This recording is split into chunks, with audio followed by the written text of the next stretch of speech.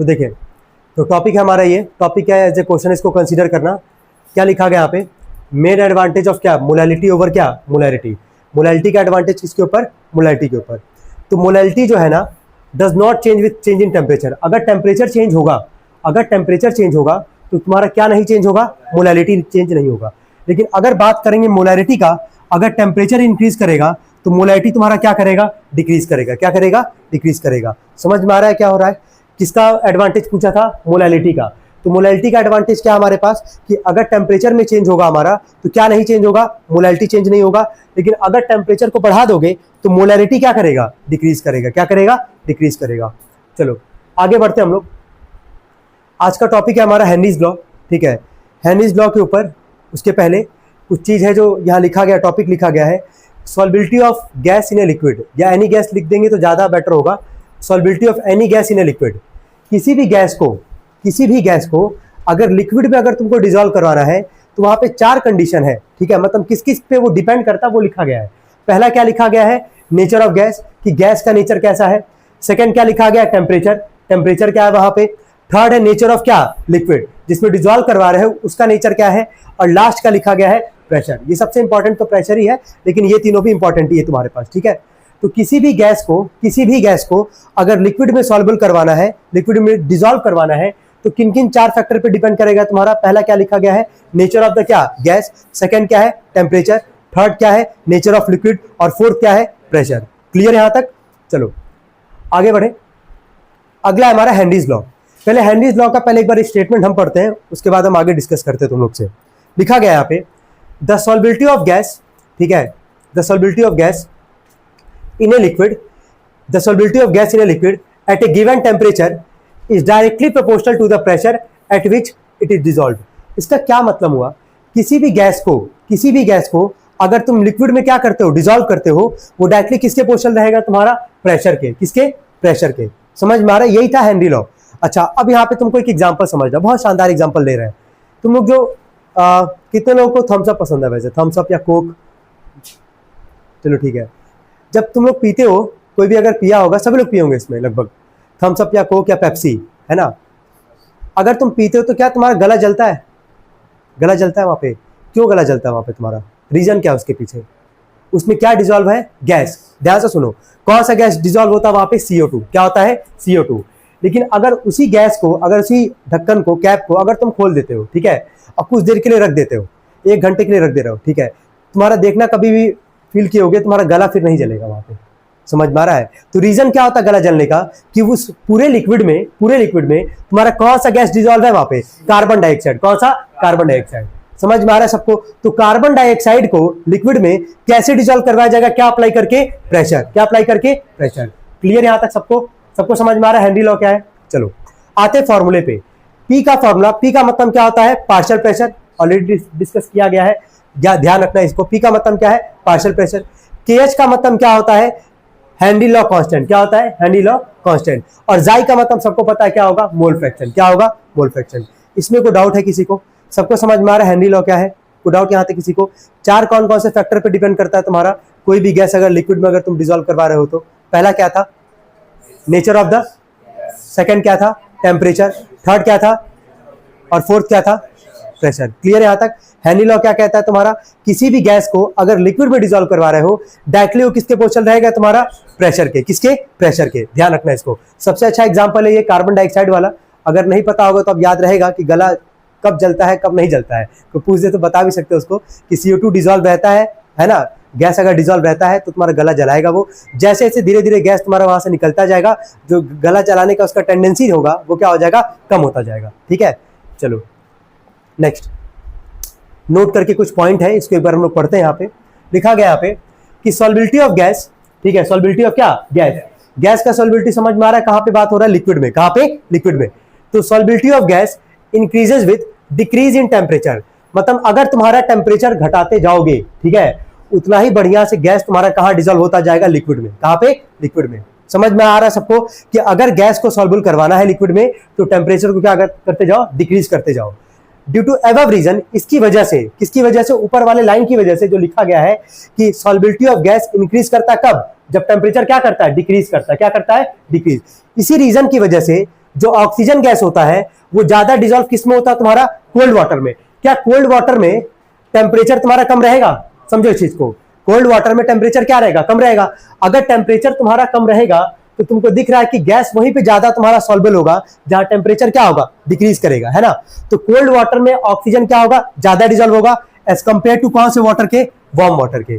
सबको यहां तक समझ में आ रहा है? कोई डाउट यहां तक किसी को कि अगर टेम्परेचर कम होगा तो वहां पे उतना अच्छे से क्या होगा? तुम्हारा सॉल्युबल होगा कौन? गैस लिक्विड में। क्लियर यहां तक? इसी रीजन की वजह से O2 जो होगा, O2 गैस यानी कि ऑक्सीजन गैस ज्यादा डिजोल्व कहां होता है? कोल्ड वाटर में एज कंपेयर टू क्या? Warm water. क्लियर यहां तक सबको? चलो लास्ट लाइन जरा पढ़ना। एक्वेटिक स्पीसीज सबको पता होगा जो कहां रहता है? वाटर में, पानी में, है ना। So aquatic species are more comfortable in cold water then क्या? Warm water. सबको समझ में आ रहा है? क्योंकि कोल्ड वाटर में ज्यादा गैस कौन सा डिजोल्व होगा? O2, है ना। कौन सा होगा? O2। हम लोग को जिंदा रहने के लिए कौन सा गैस चाहिए भाई? ऑक्सीजन गैस चाहिए, है ना।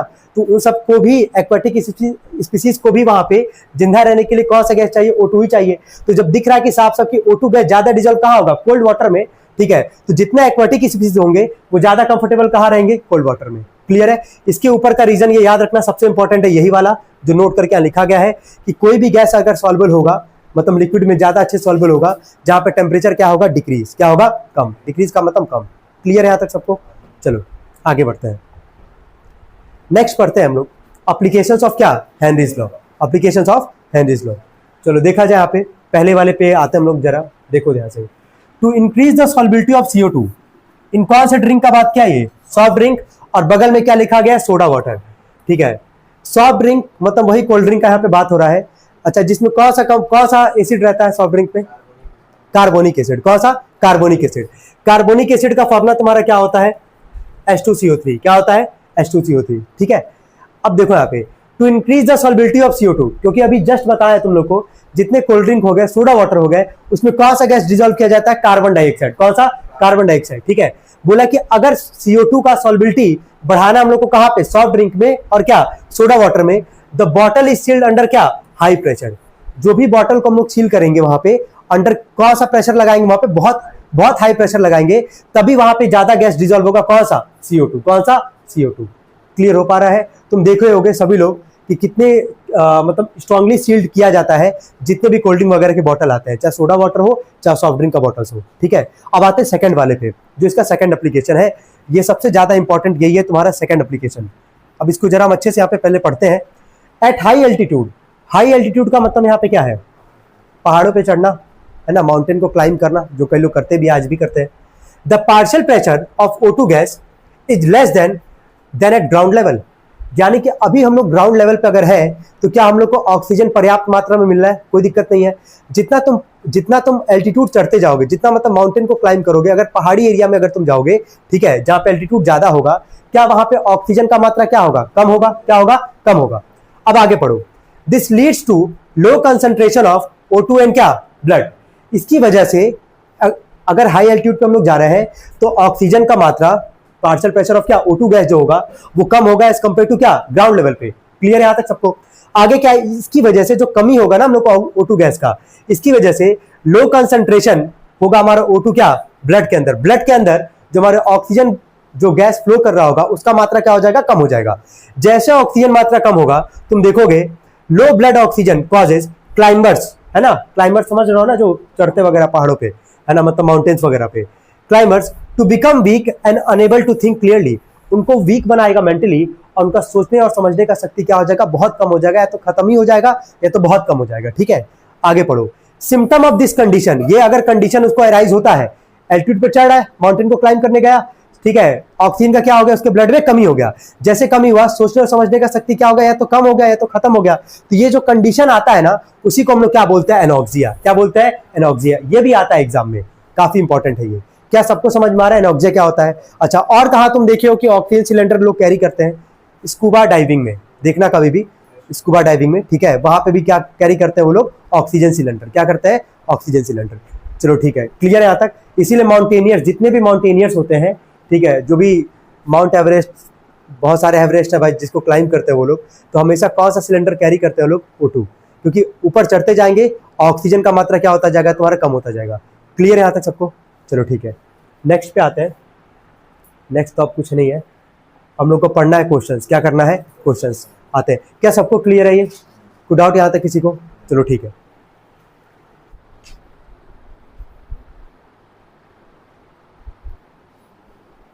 चले तो अब हम लोग देखेंगे हेनरीज लॉ पे क्वेश्चंस, ठीक है। तो सबसे पहले हमारा 1.4 कौन सा एग्जांपल है? 1.4 पढ़ते हैं एक बार। सवाल पढ़ेंगे। फॉर्मूला सबको पता ही है। हेनरी लॉ का फॉर्मूला क्या बताया गया अभी कुछ देर पहले? P इक्वल टू क्या था? P इक्वल टू था हमारे पास KH इंटू में क्या? जाइड, ठीक है। अब इसके बिहाफ पे जो भी क्वेश्चंस होंगे वो हम लोग जा रहे हैं हेनरी लॉ पे देखने के लिए।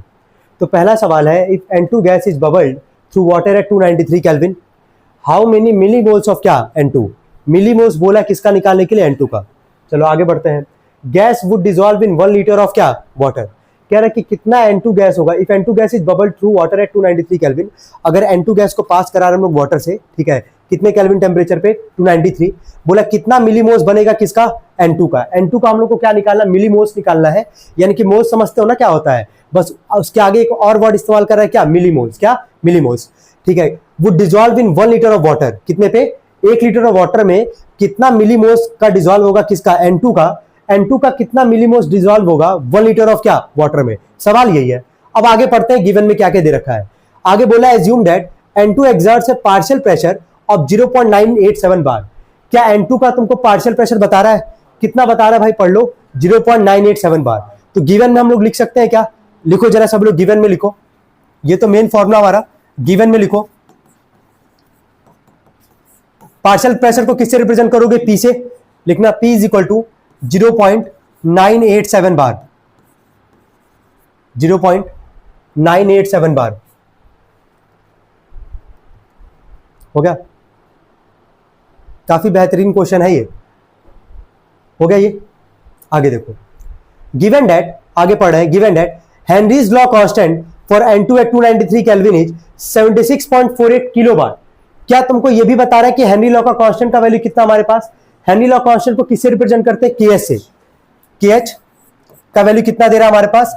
76.48 किलो बार। एक चीज और, जब प्रेशर हमारा पार्शियल प्रेशर बार में है, यहां देखते रहना सभी लोग, पार्शियल प्रेशर हमारा बार में है, जब हमको KH दे रहा है, हेनरी लॉ कांस्टेंट दे रहा है, वो हमारा किलो बार में है। क्या इसको भी बार में कन्वर्ट करना पड़ेगा? तो बहुत आसान है ये। 1 किलो बार में, 1 किलो बार में कितना बार होगा? 1000 बार, है ना।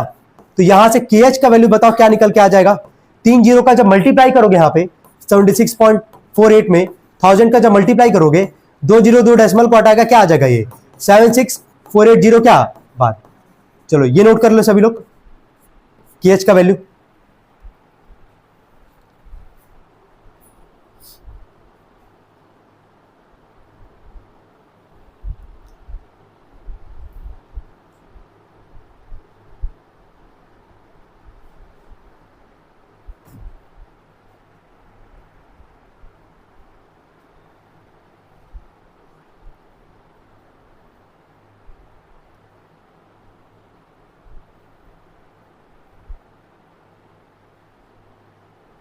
हो गया सबका? हो गया? यहां तक कोई दिक्कत किसी को? पार्शियल प्रेशर दिया था हम लोग को, दिख रहा था, हेनरी लॉ कांस्टेंट दिया था वो भी दिख रहा था। अब यहाँ पे तुमको पता है फॉर्मूले के according P is equal to क्या लिखा गया? KH इंटू में क्या? जाई। जब P पता है, KH पता है, क्या जाई निकाल सकते हैं हम लोग? यहाँ से जाई निकाल सकते हैं। चलो ठीक है, निकालते हैं जाई। ये हो गया ना सबका? नोट डाउन कर ले इसको सभी लोग। चलो ठीक है।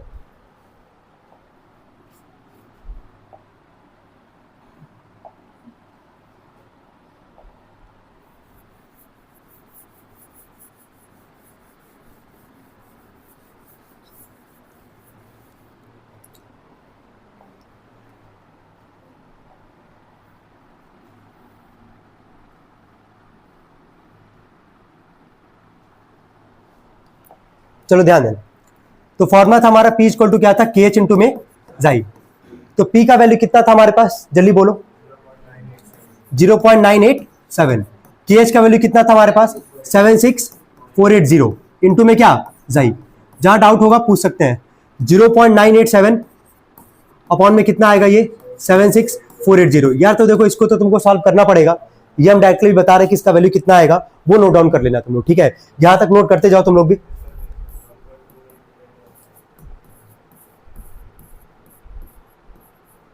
नोट करो।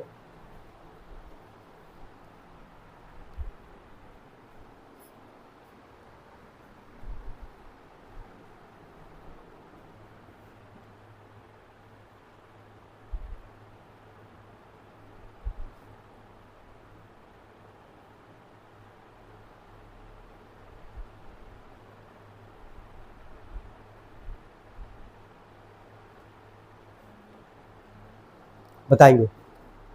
यहाँ तक हो गया सबका? ये तुमको पता है, कैलकुलेशन तुम लोगों को करना पड़ेगा। जाई का वैल्यू कितना आ रहा है? 0.000 4 बार 0129 है ना।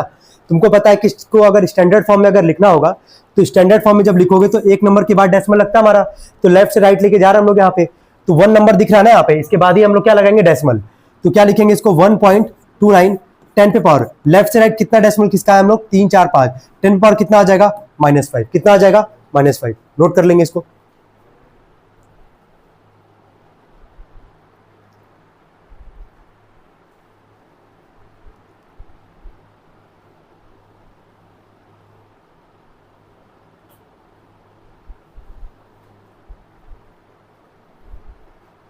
हो गया?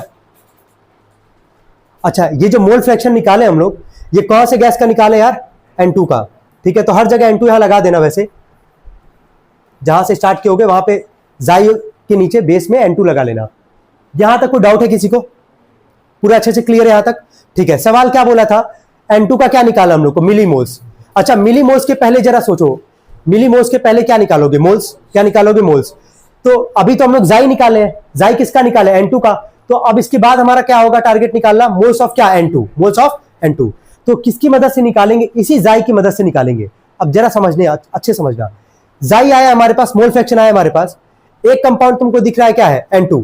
अगला नहीं दिख रहा है, अगला मतलब दिख रहा होगा, मे भी जरूर दिख रहा होगा शायद। 1 लीटर ऑफ क्या दिख रहा है? वाटर। मतलब ऐसे नॉर्मल नहीं दिख रहा होगा, लेकिन पढ़ोगे तो दिख जाएगा। अगला कंपाउंड कौन है? वाटर। क्या जाई अगर हम लोग को, अगर जाई का अगर हम लोग अगर यहाँ पे हेल्प लेंगे, क्या number of moles of water निकालना पड़ेगा हम लोग को? वहां से निकालना पड़ेगा। ठीक है, इसके नीचे लिखेंगे सभी लोग, इसके नीचे लिखे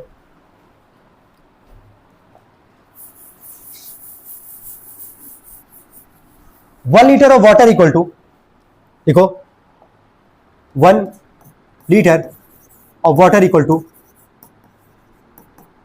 1000 gram. 1 litre of water equal to 1000 gram. हो गया? और वाटर जोड़ लेना, 1000 ग्राम ऑफ वाटर। हो गया तक? समझ में आ रहा क्यों कर रहे हैं ना ऐसा? क्योंकि जाई है, जाई के लिए हम लोग को क्या करना होगा? दो चीज पता होना चाहिए, दो कंपाउंड होना चाहिए। एक तो N2 था और एक क्या हमारे पास? वाटर। तो वाटर का जा रहा है मोल निकालने के लिए। ठीक है, अब आगे देखना यहाँ पे। अब आते हैं हम लोग पहले मोल्स ऑफ निकालते हैं H2O। जरा बताना तो, वाटर का मोल्स निकालने जा रहा है तो मास अपॉन क्या? Molar mass. साफ साफ दिख रहा है कि वाटर लीटर में था तो उसको ग्राम में कर लिए, तो वाटर का मास कितना दिख रहा है? 1000। और वाटर का मोलर मास सबको पता होना चाहिए कितना आता है? 18। कितना? 18। इसको जब डिवाइड करोगे तो पहले तो 2 9 जा 18, 2 5 जा 10, 0 0, 9 बाई 40, 500/9 है, ये कितना आ जाएगा? 55 पॉइंट कितना आएगा? ये 55, 55.55 number of moles of water है। नोट करें इसको सभी लोग, नोट करते जाए।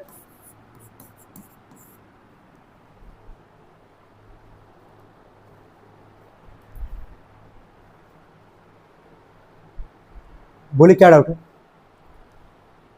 है? डाउट बोले यार। इसके पहले क्या किए वो समझ में आया है? उसके पहले क्या निकाले? जाई क्या निकाले? N2 निकाले हैं। सवाल में क्या बोला था निकालने के लिए? मिलीमोल्स बोला है, तो मिलीमोल्स के पहले क्या निकालोगे? मोल्स। तो मोल फ्रैक्शन में हमेशा दो कंपाउंड होगा, दोनों का मोल्स पता होना चाहिए, बस यही तुमको यहाँ पे बताया जा रहा है। तो दो कंपाउंड कौन कौन है? एक है N2 और एक कौन है? वाटर। ठीक है, क्या? चले बाद में डिस्कस कर लेंगे, ठीक है, वो टॉपिक हम लोग बाद में डिस्कस कर लेंगे। ठीक है।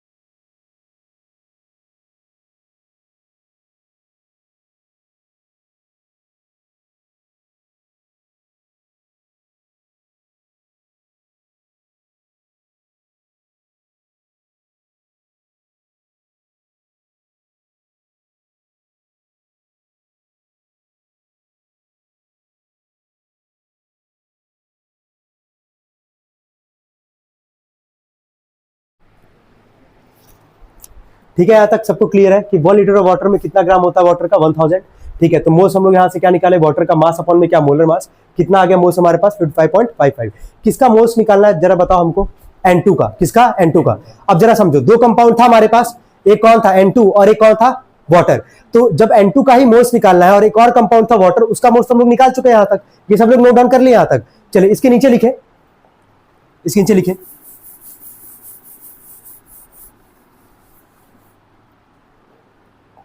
चलिए बताएं यहाँ पे जाई ऑफ, अगर N2 लिखेंगे यहाँ पे जाई ऑफ N2 है ना, मोल फ्रैक्शन किसका? N2 का।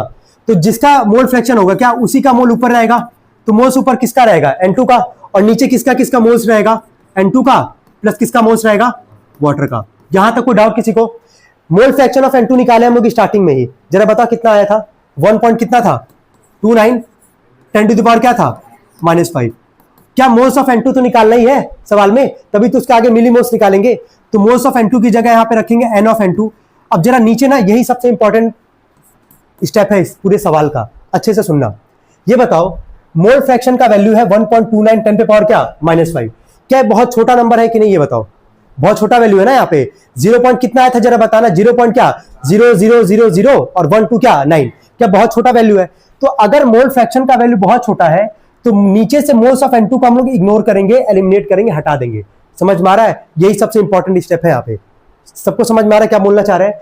कि मोल फ्रैक्शन का वैल्यू क्या है? मोल फ्रैक्शन ऑफ N2 क्या है? बहुत छोटा हमारे पास, तो नीचे से, ऊपर से नहीं, क्योंकि मोल्स ऑफ N2 तो निकालना ही है हम लोग को, तो नीचे से, क्योंकि यहाँ पे मोल्स ऑफ N2 भी है और यहाँ मोल्स ऑफ क्या है? वाटर भी है। तो अगर मोल फ्रैक्शन नाइट्रोजन का बहुत कम है तो अब सी बात है कि N2 का मोल्स भी क्या होगा? बहुत कम होगा। तो नीचे से इसको क्या करेंगे? एलिमिनेट करेंगे, ऊपर से रहने देंगे। यहाँ पे नीचे से ही क्यों एलिमिनेट कर रहे हैं यहाँ पे? क्योंकि इसके अलावा एक और कंपाउंड कौन सा है? वाटर। उसका मोल्स निकाले थे हम लोग, कितना निकाले थे जरा बोलो? 55 पॉइंट क्या आया था? 55। यहां तक सबको समझ में आ रहा है? ठीक है, ये पूरा डिवाइड होगा, ये पूरा डिवाइड इधर आके क्या करेगा? मल्टीप्लाई। तो 1.29 into 10 to the power -5 into में क्या लिखोगे? 55 पॉइंट क्या? 55 is equal to moles of क्या? N2। क्या यहां तक सबको समझ में आ रहा है?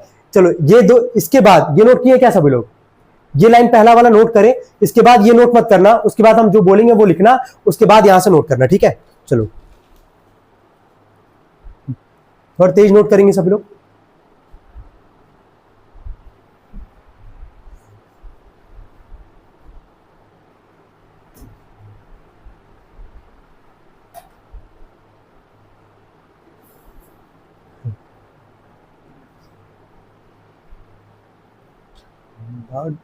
डाउट भी नहीं, डाउट रहे तो, डाउट भी रहे तो बताने वाला डाउट रहे। ठीक है, तो जो क्लासेस नहीं किए हो तुम क्लास कर लेना सर, वैसे है ना।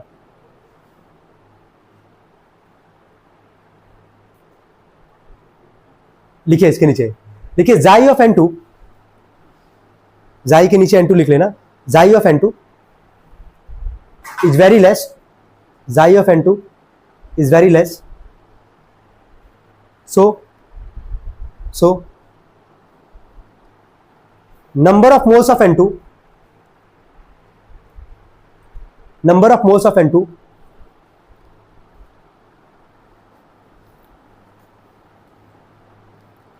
can be neglected, can be neglected।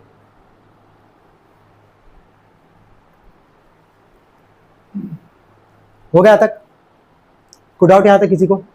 ठीक है, सबको अब समझ में आ रहा है कि जाई N2 का number of moles of N2 और नीचे क्या है? Number of moles of N2 plus क्या? वाटर। तो नीचे से वाटर के साथ यहाँ मोल्स ऑफ N2 इसको हटा देंगे यहाँ से। क्यों हटा रहे हैं? क्योंकि मोल फ्रैक्शन N2 का बहुत कम है, तो मोल्स भी N2 का क्या होगा? बहुत कम होगा, इसीलिए यहाँ से हटा रहे। ऊपर वाला रहने दिए क्योंकि मोल्स हम लोग को N2 चाहिए, तभी तो आगे उसके क्या निकालेंगे? मिलीमोल्स। क्या निकालेंगे? मिलीमोल्स। यहां तक सबको दिख रहा होगा? ये नोट कर ले अब सभी लोग, अब नोट करें। हाँ, तभी तो यहाँ पे वैल्यू रखे ना बहन, इसका नोट करें इसको।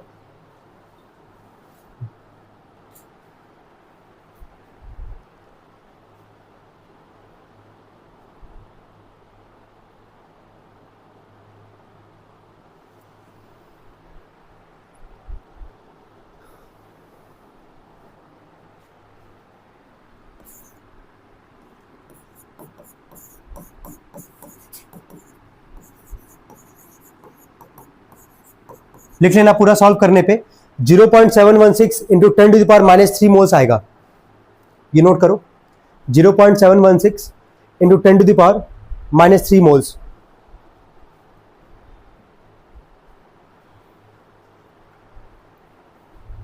हो गया। चलो मोल्स नहीं निकालना था ना N2 का क्या निकालना था, मिलीमोल्स। तो 1 मोल में कितना मिलीमोल होता है ये पता होना चाहिए, तो बस उसी से मल्टीप्लाई करेंगे, आंसर आ जाएगा हमारा। चलो यहां तक हो गया सबका। इसके नीचे लिखो 1 मोल इक्वल टू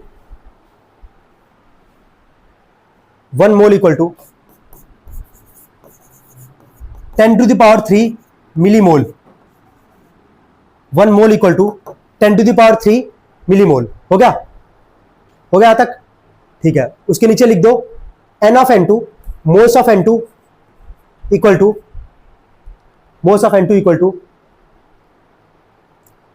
0.716। डायरेक्टली लिखो 0.716 मिलीमोल, mm लगा देना, 0.716। हो गया, सब कुछ समझ में आ रहा है कैसे है। यहां कितना जरा बोलना, 10 पे पावर क्या है -3, 1000 से मल्टीप्लाई करोगे 10⁻³ का मतलब क्या होगा 1000। अब 0. मान लो 716 है हमारे पास, 10 पे पावर -3 है, ये पूरा सॉल्व करने पे आएगा। और यहाँ 1 मिलीमोल में कितना, 1 मोल में कितना मिलीमोल है 10 पे पावर 3 के -3 + 3 हट जाएगा यहां से, केवल कितना बचेगा 0.716। कोई डाउट यहां तक किसी को? सबको समझ में आ रहा है क्या किया गया है? चलो ठीक है, आगे बढ़ा जाए। काफी इंपॉर्टेंट क्वेश्चन था ये। कहां पे इंपॉर्टेंस है इसका, कहां पे ज्यादा इंपॉर्टेंट है, कहां सोचना यहाँ इस वाले केस में कि नीचे से number of moles of N2 क्यों हटाया जा रहा है, क्योंकि मोल फ्रैक्शन जाई का क्या है, बहुत कम है। अच्छा, सबसे स्टार्टिंग वाला स्टेप क्या था वो याद रहेगा ना तुम लोग को। पहले गिवन रखोगे, पहले क्या निकालोगे, मतलब पहले गिवन के बाद तुम्हारा, तुम देखोगे ध्यान से अगर, तो क्या बोलते हो उसको, जो KH का वैल्यू था वो किस में दिया था, किलो बार में। पहले उसको बार में कन्वर्ट कियो, फिर वहां से जाई निकालो किसका, N2 का। किसका निकालो, N2 का। फिर वहां से, क्योंकि मोल फ्रैक्शन का यहाँ पे कॉन्सेप्ट था, तो 2 कंपाउंड होगा, दोनों का मोल चाहिए, एक है N2 और एक क्या है, वाटर। तो N2 का मोल तो निकालना ही था हम लोग को, मिलीमोल निकालना ही था, तो वो तो निकाल नहीं सकते हम लोग वहां पे। तो मोल्स पहले किसका निकाल लेंगे, वाटर का। वाटर किस में था, लीटर में। तो लीटर का 1 लीटर में कितना ग्राम होता है 1000। तो मास हो गया वाटर का 1000, मोलर मास पता है कितना होता है वाटर, डिवाइड करोगे कितना आ जाएगा 55.5। वापस फिर ये जाई का फॉर्मूला लगाएंगे N2 का, तो ऊपर मोल किसका होगा N2 का, और नीचे दोनों का मोल यहाँ पे ऐड कर देंगे। नीचे से नंबर ऑफ मोल्स N2 को क्यों रिमूव कर रहा है ये भी रीजन हम दे दिए यहाँ पे। बाकी सॉल्व करोगे आएगा 0.716, 10 पे पावर क्या -3। फिर क्योंकि ये मोल है हम लोग को मिली मोल में कन्वर्ट करना है, तो 1 मोल में कितना मिलीमोल 10 पे पावर 3, तो -3 + 3 हट जाएगा, केवल क्या बचेगा 0.716। आई होप ये क्वेश्चन क्लियर होगा। कोई डाउट इसमें किसी को? चलिए ठीक है,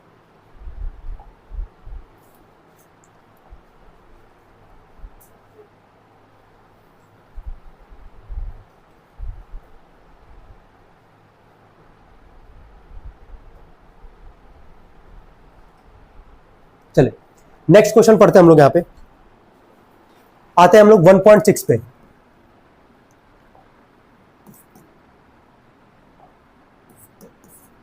ना। देखिए H2S कौन सा गैस हमारे पास, हाइड्रोजन सल्फाइड गैस। कौन सा, हाइड्रोजन सल्फाइड गैस।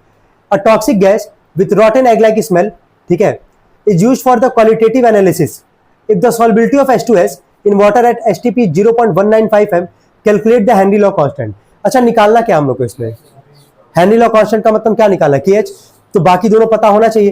कौन कौन सा 2 चीज पता होना चाहिए, P का फॉर्मूला क्या होता है KH इंटू में क्या, जाई। तो P भी पता होना चाहिए और साथ में क्या पता होना चाहिए, जाई, तभी तो निकाल पाएंगे ना KH। चलिए इसमें लिखिए सभी लोग, गिवन लिखे।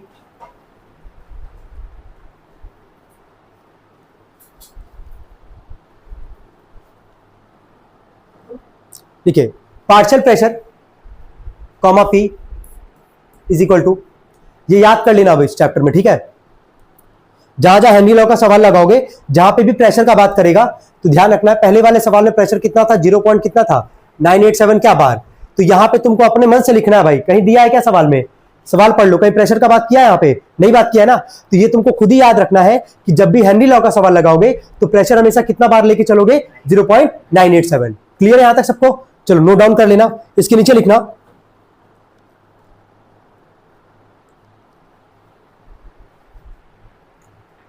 हो गया तक। इसके नीचे लिखो solubility of H2S, solubility of H2S gas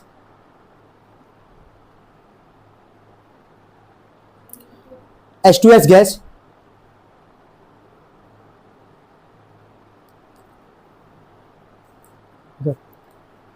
equal to का साइन दो, हो गया। देख लेना H2S गैस का सॉल्बिलिटी कितना दिया था यार, 0. क्या 195 क्या m। स्मॉल m किसका सिंबल होता है, मोलालिटी का, तो इक्वल टू का साइन देके लिखना 0.195 m, फिर इसके आगे भी इक्वल टू का साइन देके लिखना 0.195 m। हो गया, जहां डाउट आएगा पूछ लेना भाई। क्लियर यहां तक सबको ना। हम क्या बोले कि P का वैल्यू चाहिए और किसका चाहिए, जाई का। क्या P का याद रहेगा, P का हम बता दिए यहां से। अब क्या निकालने जा रहे हैं हम लोग, जाई। क्या निकालेंगे, जाई। क्लियर यहां तक सबको। अब आगे देखो 0.195 m है, स्मॉल m है, ठीक है। तो स्मॉल m का मतलब क्या था, मोलैलिटी। क्या मोलैलिटी का एसआई यूनिट याद आ रहा है सबको, क्या था, मोल पर केजी। तो इसके आगे हम देखो लिख रहे हैं 0.195 और लिख देंगे मोल पर केजी। क्या इसमें भी कोई डाउट है क्या किसी को, नहीं। नोट करो उसके आगे इक्वल टू का साइन देके लिखते जाओ, मोल पर केजी 0.195 है ये। हो गया। अब लाइन चेंज करके लिखो, जो बोले लिखो 0.195 मोल, 0.195 मोल of H2S is dissolved in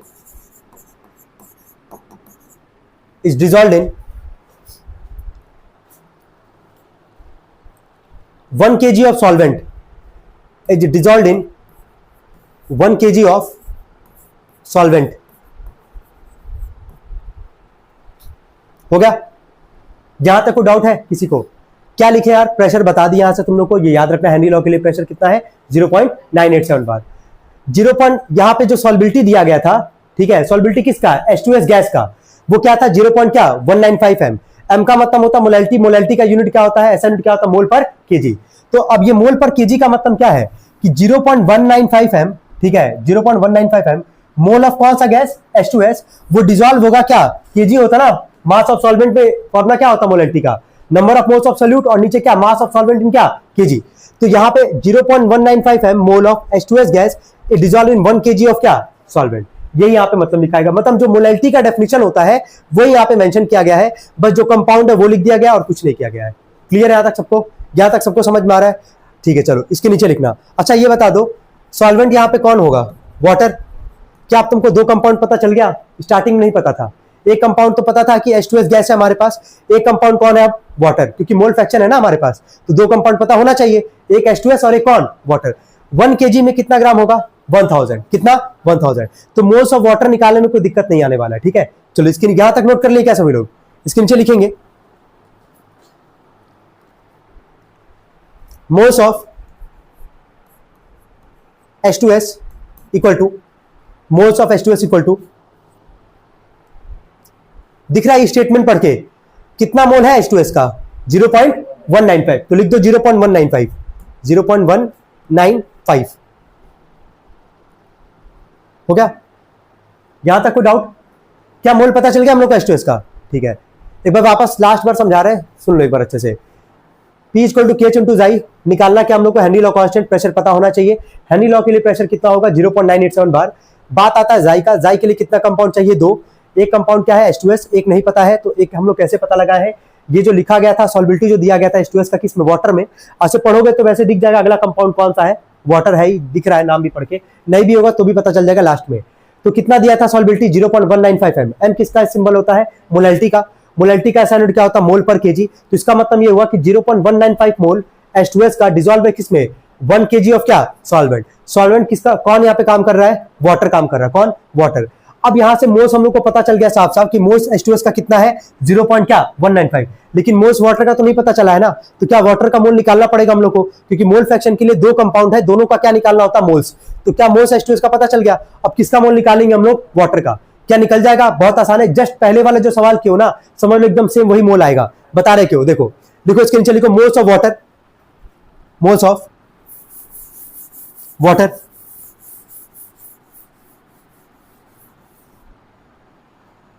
अब यहां ध्यान देना, मोल्स ऑफ वाटर, तो मास कितना ग्राम है यार 1000, और मोलर मास कितना होता है 18, 2 9 जा 18, 2 5 जा 10, 00, कितना आ जाएगा वापस ये 55 पॉइंट क्या 55। क्या मोल्स ऑफ वाटर तुम्हारा यहां से निकल के आ गया, नोट डाउन करो यहां तक।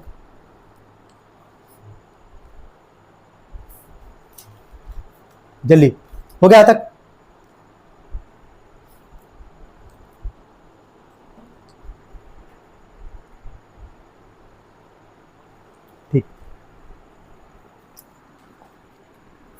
अब जरा बताएं, फॉर्मूले में आए और ध्यान से देखें एक बार वापस। पी पता हम लोग को, जाई अभी भी नहीं पता है, ठीक है, ध्यान रखना। इसी जाई के लिए निकालने के लिए मेहनत कर रहे थे। जाई किसका, यहाँ पे हम लोग बात करेंगे H2S का। किसका? H2S का। अगर मोल फ्रैक्शन H2S का निकालना है तो अब देखो कैसे निकालोगे। अब बहुत आसान हो गया ना सवाल। अगर H2S का मोल फ्रैक्शन निकालो, ऊपर किसका मोल रखोगे? H2S का। नीचे किसका किसका मोल रखोगे? H2S का। और मोल किसका? वाटर का। H2S का मोल कितना है जरा बोलना। 0 पॉइंट कितना था? 195। नीचे आओगे 0 पॉइंट कितना? 195 प्लस में क्या? 55.55। नोट कर ले यहां तक। अच्छा, ये अगर हम वैल्यू निकाल देंगे यहां से, सॉरी H2S है ये, अगर ये H2S का हम वैल्यू बता दे तुम लोग को, मोल फ्रैक्शन ऑफ H2S, क्या इसके आगे तुम लोग घर से सॉल्व कर लोगे इजीली? पाई मतलब पी पता ही है तुम लोग को, जाई यहां से निकल जाएगा हमारा, बस केवल क्या निकालना होगा? KH। नोट डाउन करो यहां तक।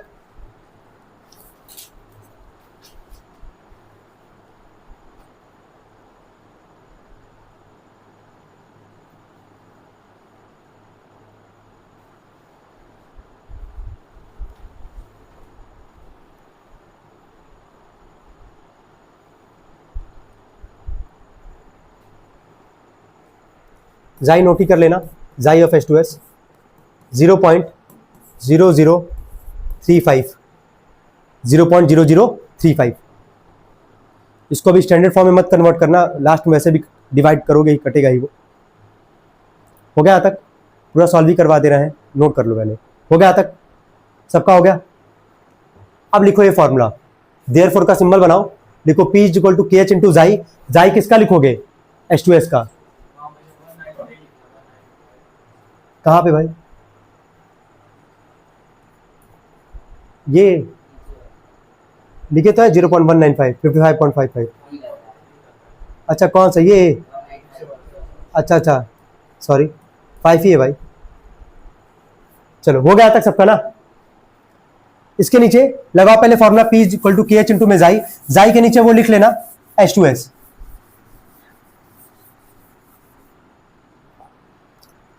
P is equal to KH into में जाई।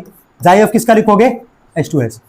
P का वैल्यू कितना था? 0 पॉइंट क्या? 987 इक्वल टू KH इंटू में जाई का वैल्यू कितना है अभी हमारे पास?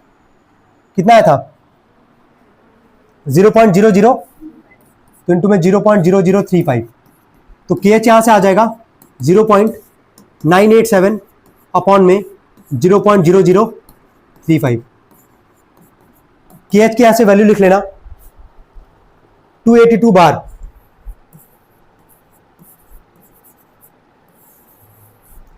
ठीक है, कोई डाउट इसमें किसी को? ठीक है फिर